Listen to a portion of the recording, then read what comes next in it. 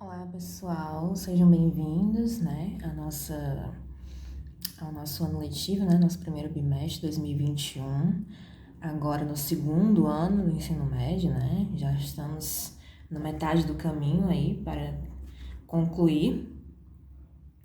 E, como essa semana a gente não vai conseguir fazer as aulas síncronas, ou seja, a aula ao vivo pelo Google Meet, porque as turmas ainda não estão completas lá no Google Classroom, aqui no Google Classroom, na verdade, eu vou fazer uma revisãozinha com vocês do assunto do ano passado, e para fazer essa revisão, eu vou corrigir as questõezinhas que nós fizemos lá da nossa avaliação diagnóstica, certo?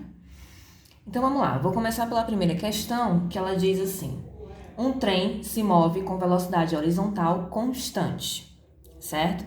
Então, eu tenho um trem se movendo com velocidade horizontal constante.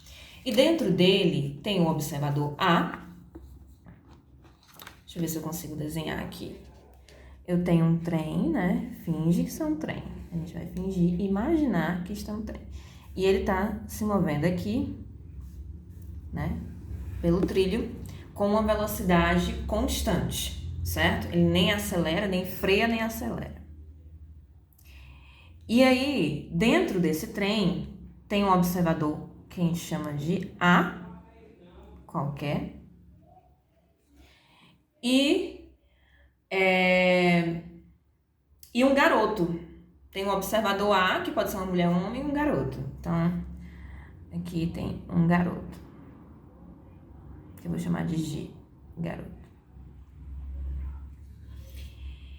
E na estação, então, estação aqui, certo? Tem um observador B, tá? E aí, o que acontece?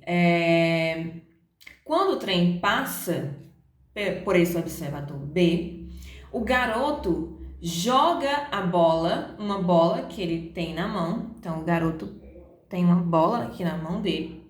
E ele vai jogar essa bola para cima, verticalmente para cima. Então, quando ele passa aqui pelo o observador B,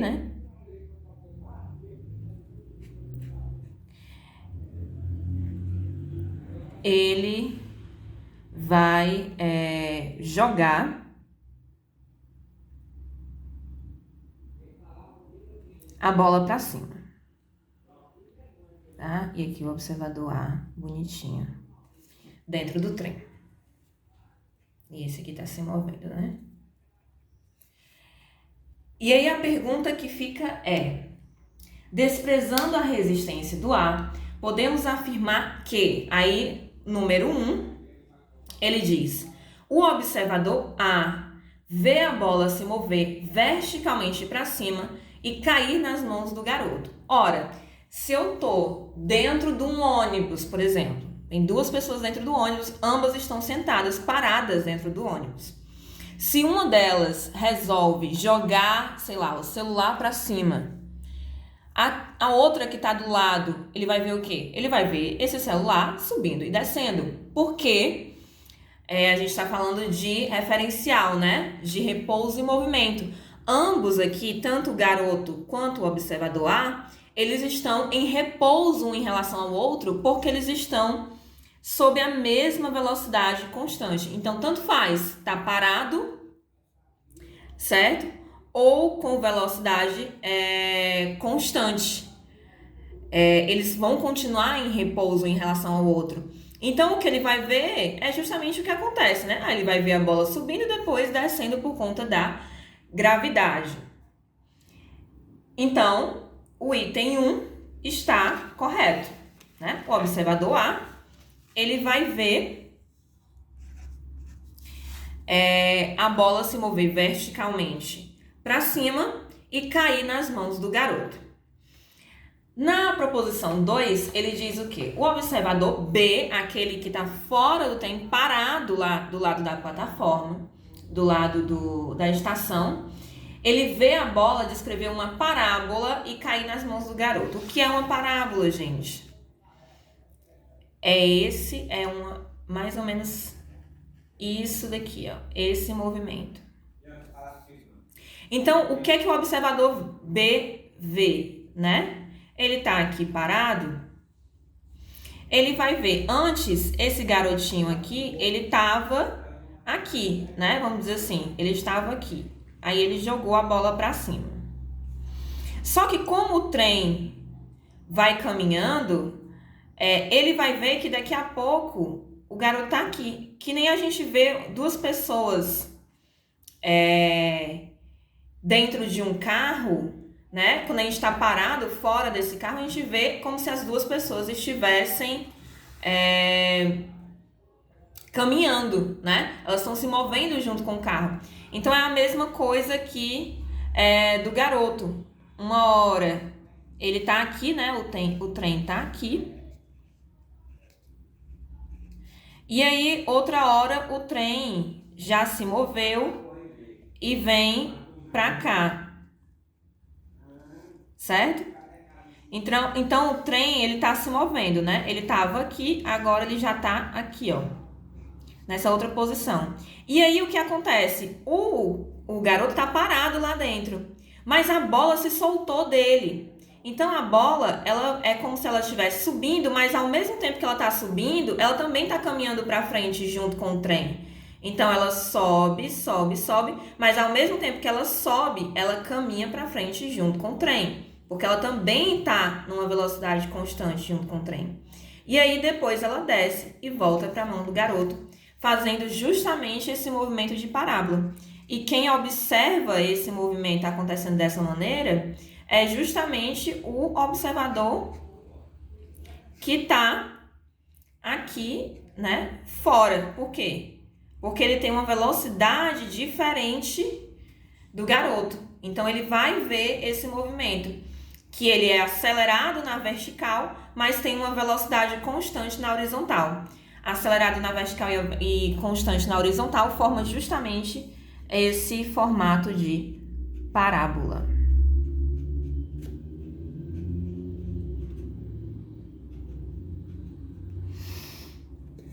Então, a proposição 2 está correta também. E a proposição 4, ele diz o quê? Os dois observadores veem a bola se mover numa mesma trajetória. Não, né? O observador A vai ver só a bola subindo e descendo, porque eles estão com a mesma velocidade horizontal, então ele vai ver só a variação vertical. E o observador B, como ele está totalmente parado, ele tem velocidade vertical 0 e horizontal 0, ele vai ver a variação tanto na vertical quanto na horizontal ao mesmo tempo. Por isso que ele vai descrever uma curva, certo? Então, proposição 4 está incorreta. Proposição 8 diz o quê? O observador vê a bola, o observador A vê a bola vê a bola se mover, numa mesma trajetória. Não é isso. Desculpa. 8, né? Proposição 8. O observador A vê a bola descrever uma parábola e cair nas mãos do garoto. Não é o observador A que vê isso. É o observador B, é o que está parado lá fora. O que está dentro do trem vê a bola só subir e descer, né? E proposição 16 diz o quê? O observador que vê a bola se mover verticalmente, o observador B, vê a bola se mover verticalmente e cair atrás do garoto. Não, né, gente? Ele vê a bola formar essa curva. Ele não vê a bola se mover verticalmente. O observador B, né, o que está lá fora. Ele vê isso daqui. O observador A vê isso daqui. O observador B vê isso daqui. Por conta da diferença entre as velocidades horizontal e vertical. Certo? Então, também está incorreta a proposição 16. Restando apenas as proposições corretas 1 e 2, somando, eu tenho a letra C com resultado igual a 3. Ok? Segunda questão, ela diz o quê? Segunda questão tem um cálculozinho fácil, né? Pra gente fazer, bem simples. Sobre velocidade, certo? Aquela primeira questão era sobre repouso e movimento, que foi o primeiro conteúdo que nós vimos ano passado. E essa daqui é sobre velocidade, que foi o segundo conteúdo que nós vimos ano passado, ainda presencialmente, né? E ela diz aqui: após uma chuva torrencial, as águas desceram o rio A até o rio B. Então, ele saiu do rio A até o rio B, percorrendo cerca de 1.000 quilômetros. 1.000 quilômetros entre um e outro. Sendo 4 km por hora a velocidade média das águas, então ele deu a velocidade, ó, ele disse que a velocidade é aproximadamente 4 km por hora. O percurso mencionado será cumprido pelas águas da chuva em aproximadamente, e aí ele quer saber o tempo. Ora, pessoal, ele me deu a distância a ser percorrida, ele me deu a velocidade em que isso vai acontecer e ele quer saber o tempo que vai levar para acontecer. Simples. Qual é a fórmula da velocidade? Velocidade é sempre deslocamento, né? Deslocamento dividido pelo intervalo de tempo em que eu vou me deslocar. Velocidade média é deslocamento dividido pelo intervalo de tempo. Nesse caso aí, ele me deu duas variáveis e quer encontrar a terceira. Ele me deu a velocidade, né, 4 km por hora, e ele me deu o deslocamento, 1.000 km, e ele quer saber o tempo. Então, substituindo os valores, ficaria que V, né, 4, então onde tem V, eu vou escrever 4. Onde tem D, eu vou escrever 1.000, que é a quantidade de quilômetros. Como tá tudo em quilômetro por hora, não preciso transformar nada, tá, gente? Então, T aqui vai ser dado em horas.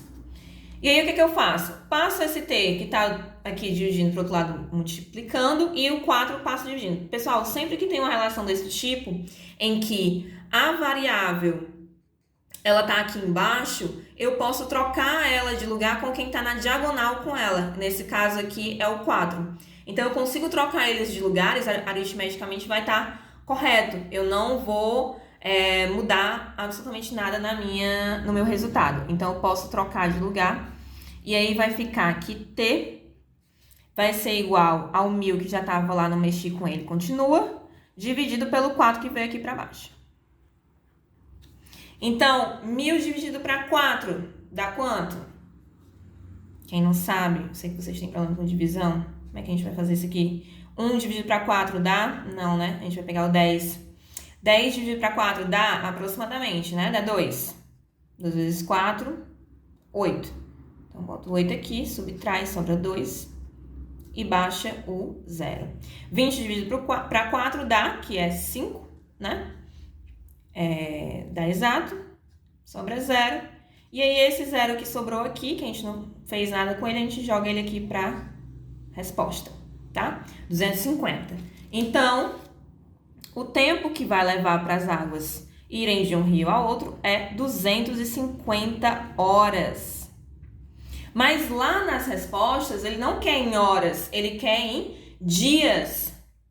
E um dia, eu sei que tem quantas horas, pessoal? Um dia? 24 horas, né? 24 horas. Então, 250 horas dá aproximadamente quantos dias? Dá aproximadamente 10 dias, né, pessoal? Vai dar 10 dias e 10 horas. Né, ó? Se eu